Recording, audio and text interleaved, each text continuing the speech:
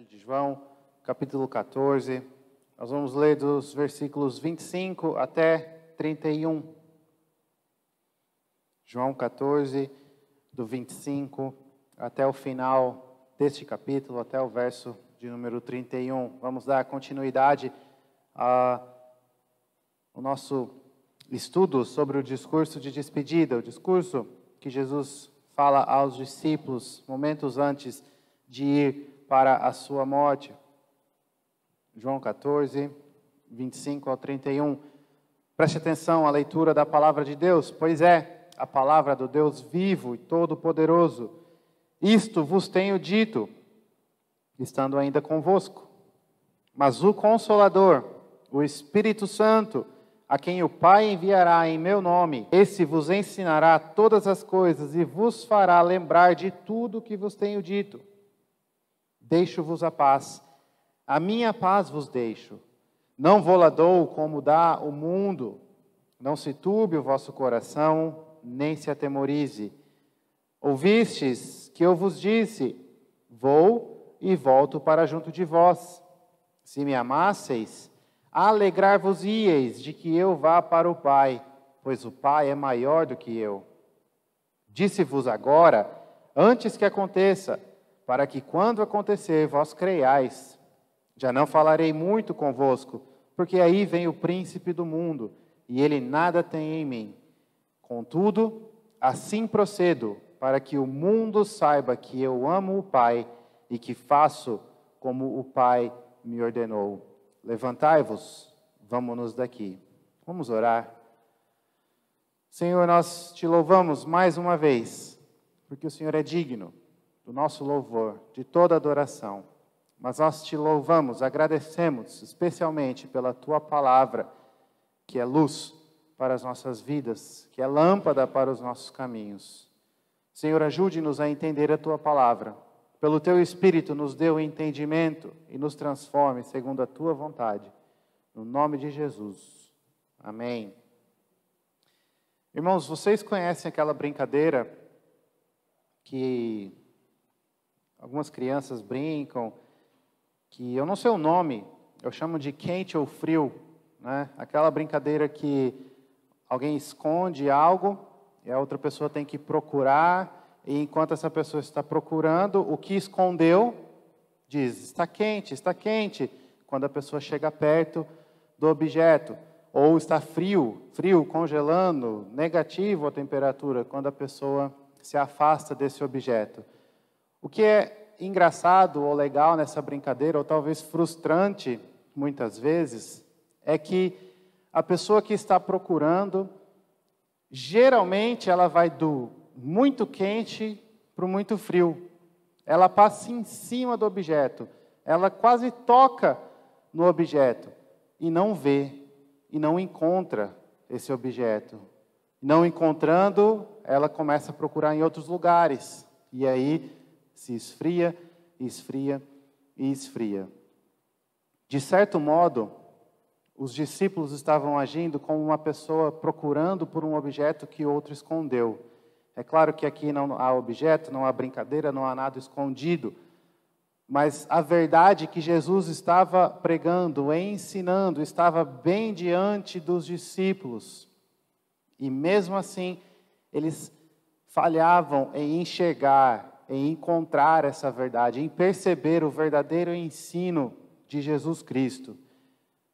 Não encontrando esta verdade, ou não aprendendo, ou não entendendo a verdade de que Jesus estava ensinando, as circunstâncias os entristeciam, porque Jesus estava anunciando a sua ida para a morte, crucificação e então ressurreição.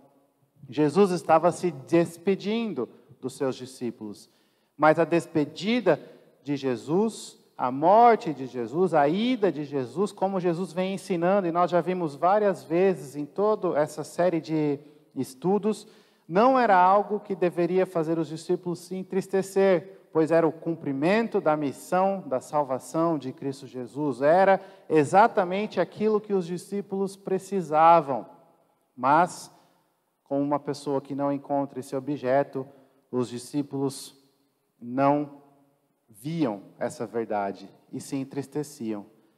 Por isso que durante todo esse discurso, Jesus ensina e relembra os discípulos sobre essas verdades fundamentais. Ele lembra, ele relembra, ele fala novamente, ele ensina com todo amor e paciência, querendo que os discípulos percebam o quão importante eram as coisas que iriam acontecer, o quão necessário eram essas coisas para a vida dos discípulos e para a vida de toda a humanidade, por assim dizer.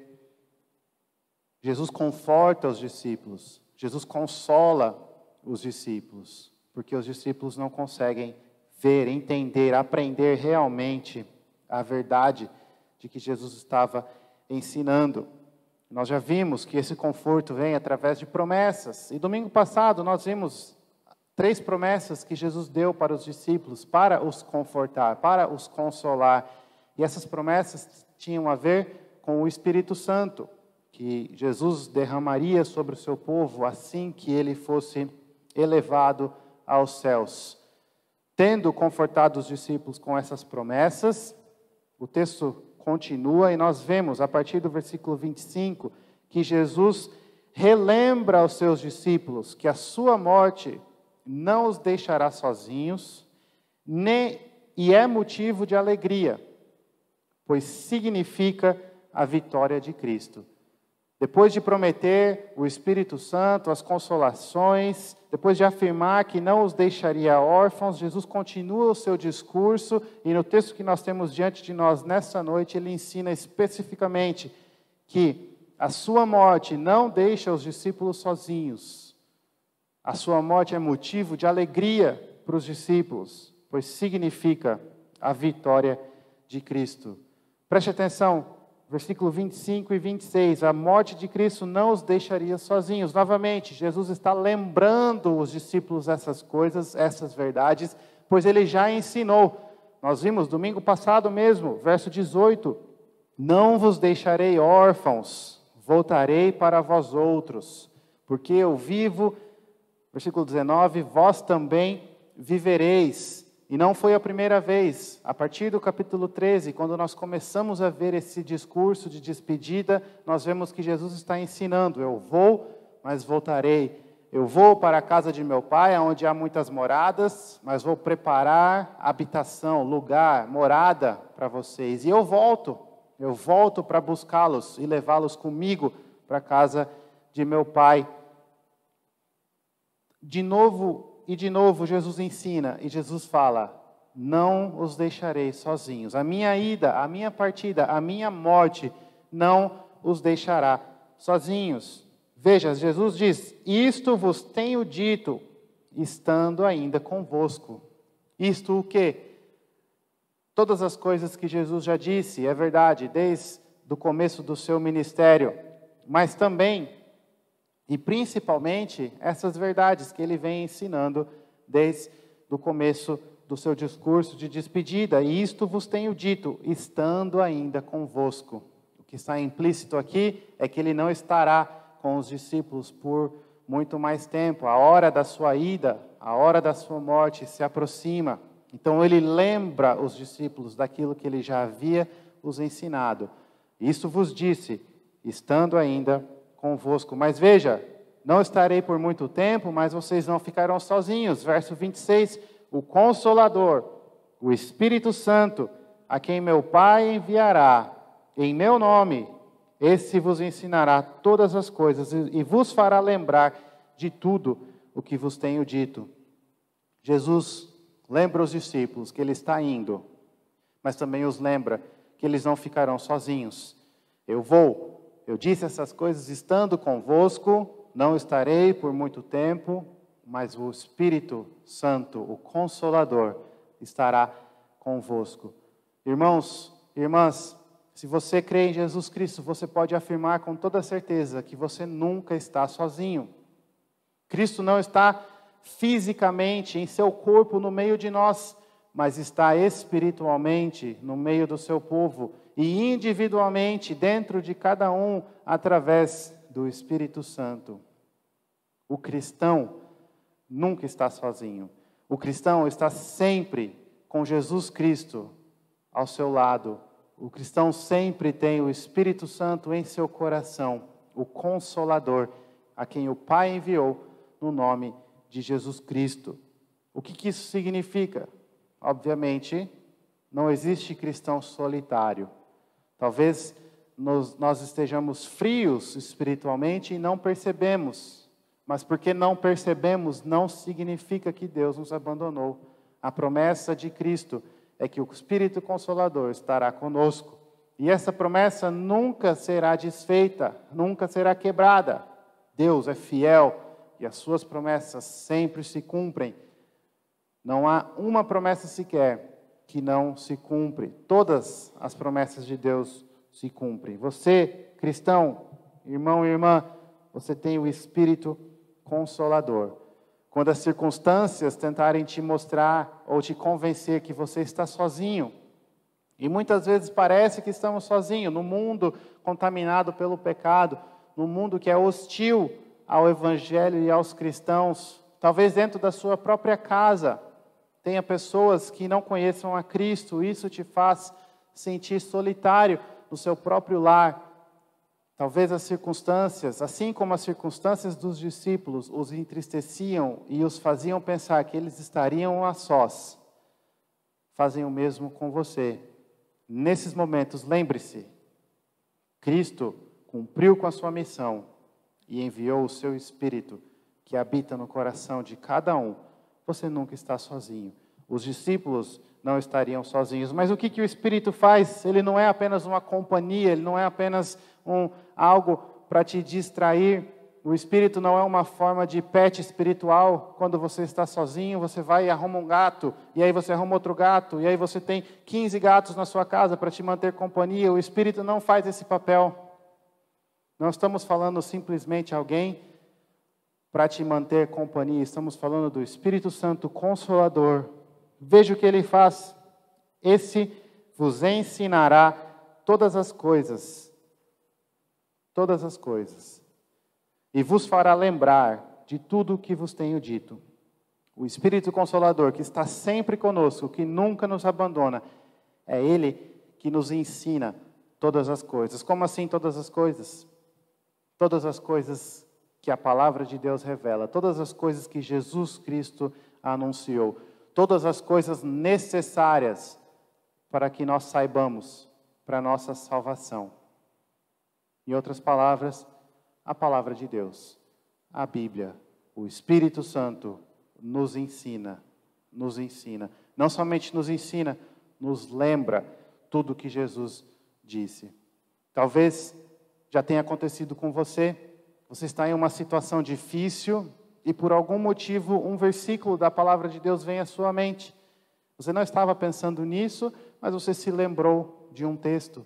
Talvez você foi consolar uma pessoa e naquele momento veio um verso até você, a palavra de Deus, você se lembrou de uma aplicação de um trecho das Escrituras. Isso é obra do Espírito em sua vida.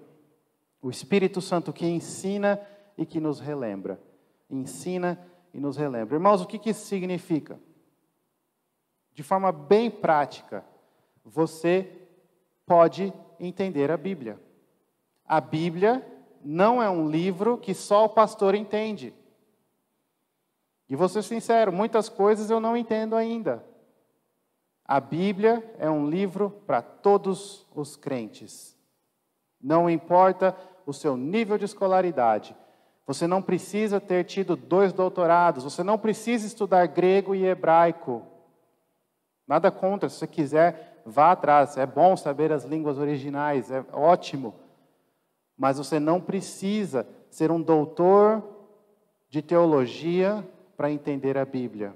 A Bíblia foi dada, a palavra de Deus, a revelação completa de Deus foi dada para os filhos de Deus. Dos maiores avanços que a reforma protestante trouxe foi exatamente isso, a tradução da Bíblia na linguagem das pessoas. Antes da reforma, apenas o clero tinha acesso às Escrituras. E somente o clero, tendo acesso às Escrituras, eles liam e interpretavam da maneira que queriam. E pregavam da maneira que queriam. Com a reforma, a palavra de Deus começou a ser traduzida em todos os idiomas. E assim, as pessoas, os cristãos, podem ler e aprender. Não porque são bons, não porque são melhores, porque o Espírito Santo ensina todas as coisas. O Espírito Santo ensinou aos discípulos. Existiam coisas que os discípulos não entendiam ainda. Se você ler o livro de Atos, você vai ver, por exemplo, as leis com relação aos alimentos puros e impuros. Jesus já havia ensinado, não é o que você come que te faz impuro, mas é o que sai da sua boca, ou seja, é o que está dentro do seu coração, é o que você fala que te faz puro ou impuro.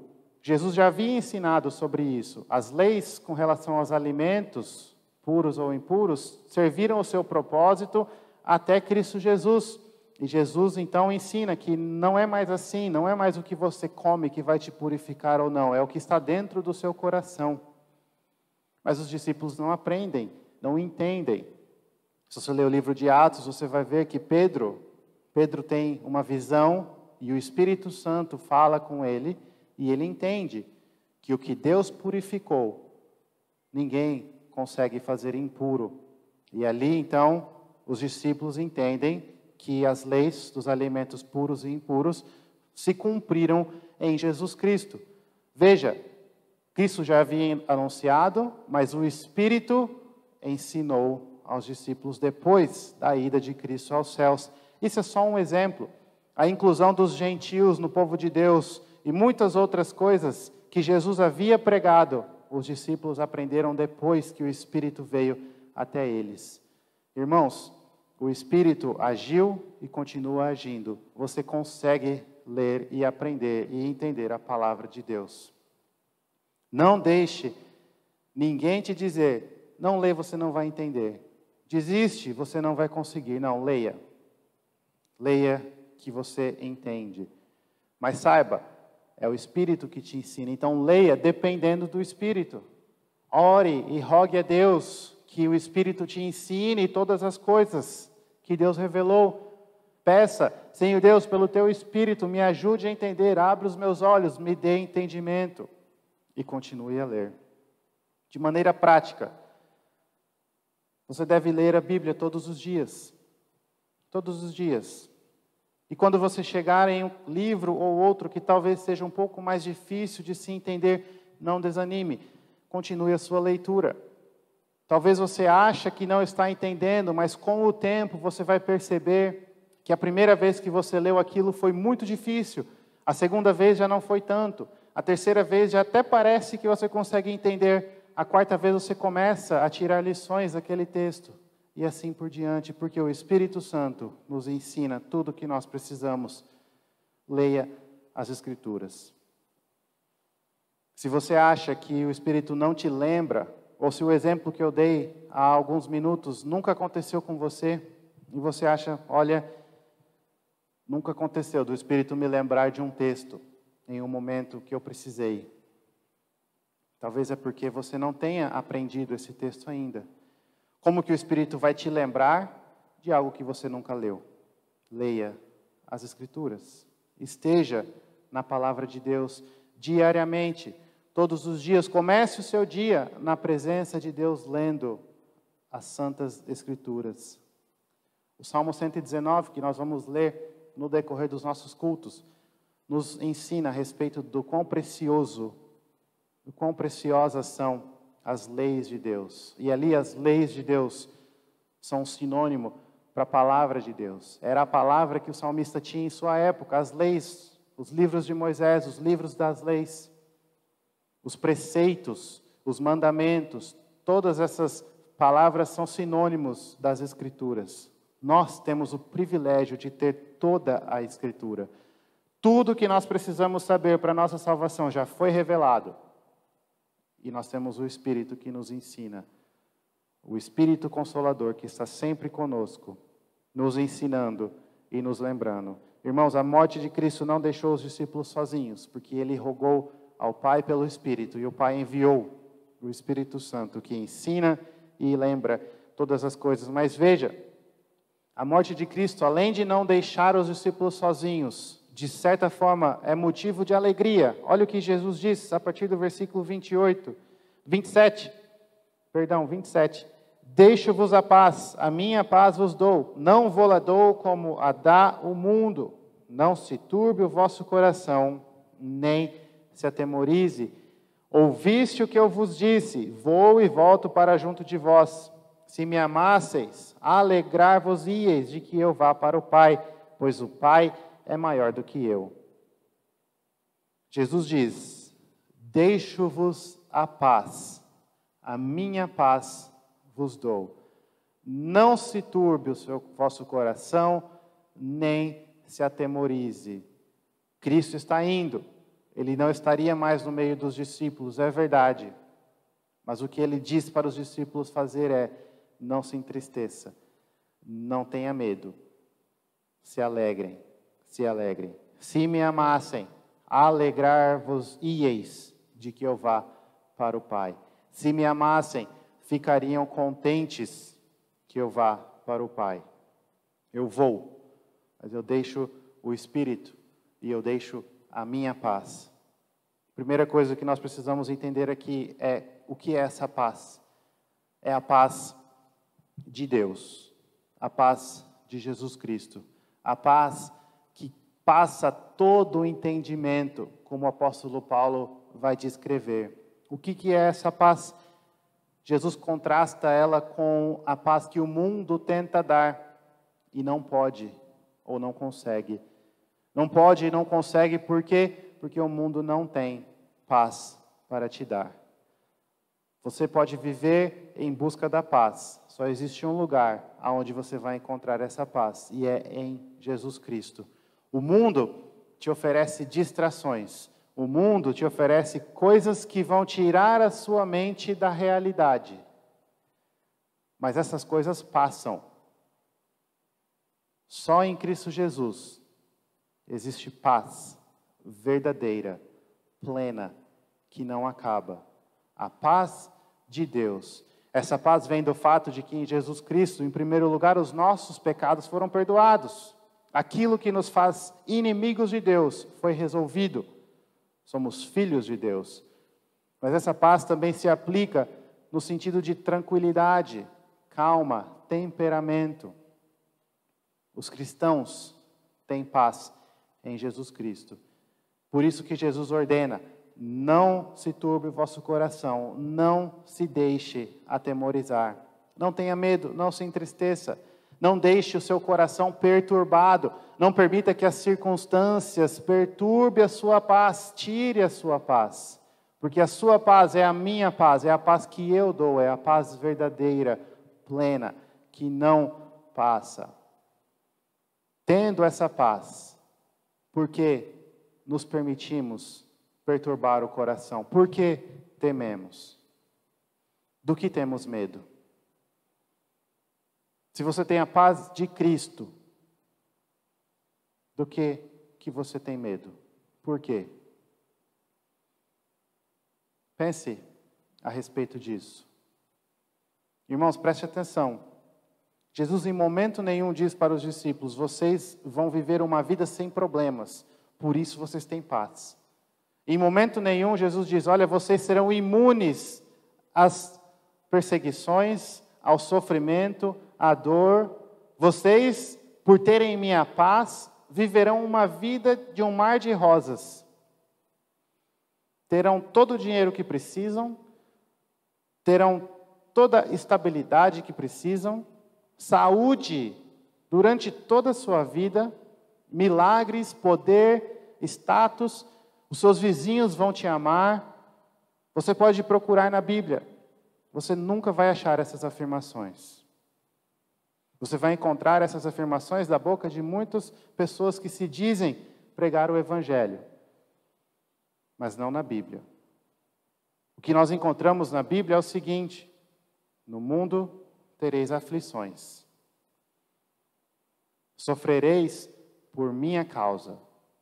Se vocês me amam, saibam que o mundo vai te odiar. O apóstolo Pedro vai dizer que assim como o ouro é purificado pelo fogo, a nossa fé também é purificada no fogo. O fogo queima, o fogo derrete, machuca.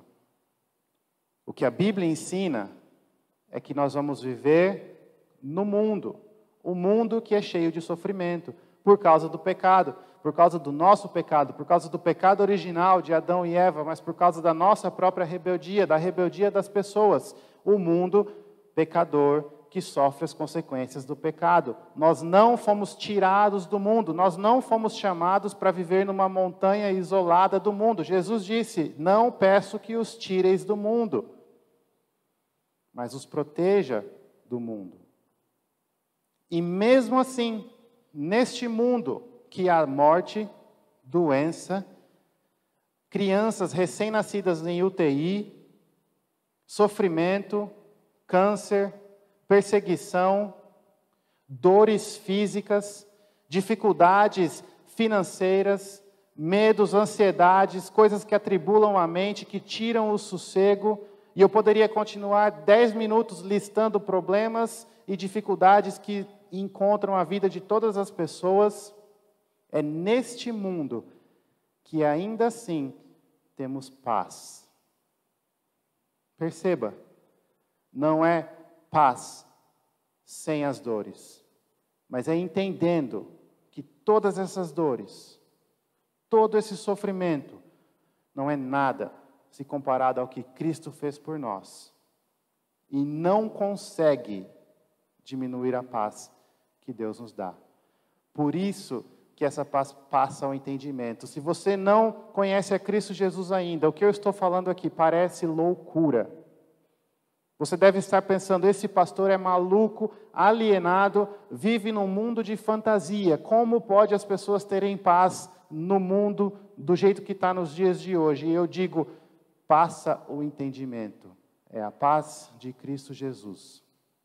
Não como o mundo dá, porque o mundo não tem. Só Jesus. Só Jesus. Logo, irmãos, por que temos medo? Talvez o nosso coração esteja cheio de coisas que tiram a nossa paz, ao invés de cheio de Jesus Cristo. A solução para o medo, para a ansiedade, a solução para o temor, para o pânico, é o amor de Deus. E o amor de Deus é encontrado exatamente em Jesus Cristo. Em Jesus Cristo. E Ele nos dá a sua paz. Ele deixa a paz dele conosco. Irmãos, não negamos os problemas, não negamos as dores. Sofremos quando temos que sofrer, choramos quando temos que chorar, nos alegramos quando temos que nos alegrar. E em todas essas diferentes situações, vivemos em paz. Não permitimos que essas coisas ditem a maneira que vivemos. Continuamos a viver segundo a vontade de Deus, fazendo aquilo que Ele nos chamou para fazer, trabalhando onde Ele nos colocou, estudando onde Ele nos colocou, sendo um bom marido, uma boa esposa, um bom pai, um bom trabalhador, um bom vizinho, amando a Deus, amando ao próximo, em paz. Ciente dos problemas, tristes pelas dificuldades, rogando a Deus que pode salvar, que pode mudar, e tudo isso em paz. Você está em paz? Aonde você está procurando a sua paz? Você se deita, fecha os olhos e dorme tranquilamente, sabendo que existe um Deus que nunca dorme? Um Deus que cuida de você a todo instante? Um Deus que sabe onde você está? E assim você descansa? Ou a noite é algo que você teme, que você antecipa com rejeição, sabendo que será uma noite de lutas e pensamentos que não edificam, e dificuldade e sofrimento? Por quê? Talvez você precise encontrar a Cristo Jesus, encher a sua mente, o seu coração de Jesus Cristo, e assim você terá paz. Paz. Irmãos, preste atenção, a morte de Cristo é motivo de alegria. Motivo de alegria, porque Ele nos deixou a paz, mas também porque significa que a obra dele se cumpriu. Como Ele mesmo disse, eu vou para o Pai, pois o Pai é maior do que eu. Cristo não está dizendo que o Pai é Deus e Ele não. Nós sabemos, Jesus é Deus, 100% Deus, 100% homem. O que Jesus está dizendo aqui é o seguinte: temporariamente, Jesus se esvaziou de sua glória, se tornou homem e viveu uma vida de servo. E essa missão, essa obra está chegando ao fim na sua morte. Na morte de Cristo, a humilhação de Cristo se encerra e ali, enterrado, naquele túmulo, ele passa para a sua fase de exaltação e ele vence a morte. E ele é elevado aos céus, recebe o nome sobre todo nome e é dado a ele toda autoridade. Diante do nome dele, todo joelho se dobrará, uns em amor e adoração, outros por medo e temor, mas todo joelho se dobrará. A obra de Cristo se encerra, está se encerrando, por isso que ele diz: se me amasseis, ficariam felizes que eu estou indo, pois eu estou indo para o Pai. Eu estou indo para o lugar de onde eu vim, para a glória eterna que pertence a mim eternamente, a glória que eu abri mão por amor a vocês, para morrer na cruz e pagar o preço dos seus pecados. Se me amassem, alegrar-vos-ieis. A morte de Cristo é motivo de alegria, porque significa o fim da obra redentiva de Cristo Jesus.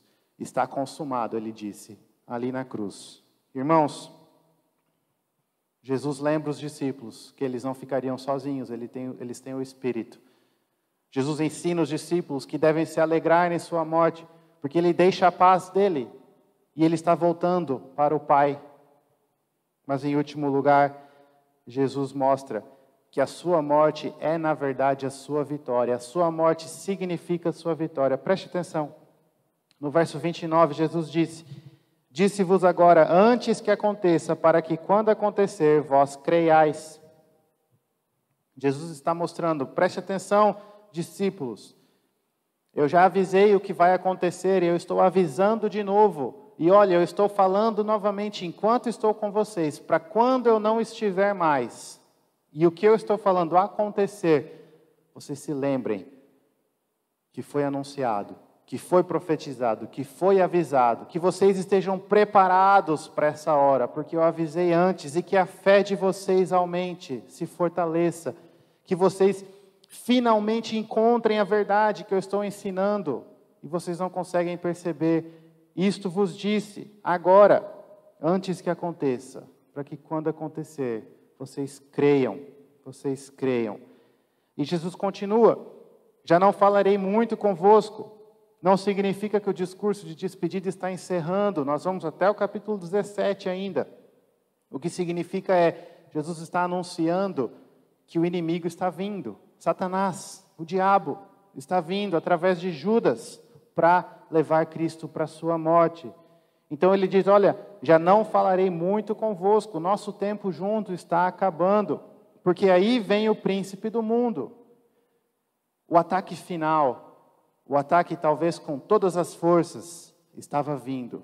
Satanás, achando que triunfaria, levando Cristo para a sua morte, estava chegando. Aí vem o príncipe do mundo. Mas veja só, o que o mundo acha que é a derrota de Cristo, o que o próprio Satanás achava que era a sua vitória, derrotando a Jesus Cristo, matando-o naquela cruz, é na verdade a vitória de Jesus Cristo. Olha o que ele disse: e ele nada tem em mim. Essa expressão tem um sentido legal, no sentido de julgamento da corte. É como se uma pessoa levantasse e fizesse uma acusação contra você, e o juiz, todas as testemunhas, você e até mesmo o próprio acusador soubessem que não há base nenhuma para essa acusação. O que Jesus está dizendo é o seguinte: Satanás está vindo, mas veja só, ele não tem uma vírgula sequer que ele possa me acusar. Ele não tem nada em mim. Ele não tem nada em mim. A minha vida, desde o começo até agora, foi uma vida de perfeita obediência, amor perfeito, submissão perfeita. Eu fiz a vontade do Pai a todos os instantes, perfeitamente. Eu cumpri com a lei perfeitamente. Eu cumpri com toda a justiça. Satanás não tem nada em mim. O que parece ser a derrota de Cristo, a sua morte, é na verdade a sua vitória. Porque ali ele está derrotando o acusador, o diabo, e está derrotando até mesmo a morte em sua ressurreição. Veja que Jesus explica isso. Contudo, assim procedo para que o mundo saiba que eu amo o Pai e que faço como o Pai me ordenou. Jesus diz, olha, Satanás está vindo, mas ele não tem nada em mim. Mas sabe, eu vou com ele. Eu vou continuar a minha missão. Eu vou até a minha morte. Não porque eu mereço morrer, não porque as acusações do inimigo são verdadeiras, não. Eu vou por obediência a meu Pai, a quem eu amo. E eu vou para que o mundo saiba que eu amo o Pai. Irmãos, a morte de Cristo é a sua vitória. Por isso que Paulo diz aos Coríntios, o que eu preguei para vocês, senão Cristo e Cristo crucificado? O que é ofensa para o mundo, vergonha para os judeus, loucura para os gregos, é o que nós nos orgulhamos, porque ali na morte, Jesus Cristo venceu o pecado, venceu o inimigo, e venceu até a própria morte, que não conseguiu segurá-lo no estado de morte. Ele ressuscitou, ele é vitorioso. Mas ele fez tudo isso por amor ao Pai, por amor a nós.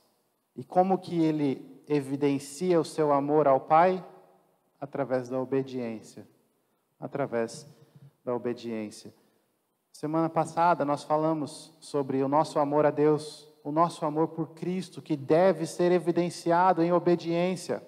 Porque essas são as palavras de Jesus: se me amais, guardarei os meus mandamentos. Mas preste atenção, que coisa maravilhosa, irmãos. Quando Jesus nos manda a obedecer, porque o amamos, Ele está falando, olha, faça exatamente o que eu fiz. Eu amo o Pai. Eu obedeci a ponto de dar a minha vida. Eu fiz tudo o que o Pai mandou. Façam o mesmo. Mostrem o seu amor através da sua obediência. Guardem os meus mandamentos porque me amam. Porque, olha, eu amo ao Pai e eu fiz o que Ele quis, o que Ele me ordenou.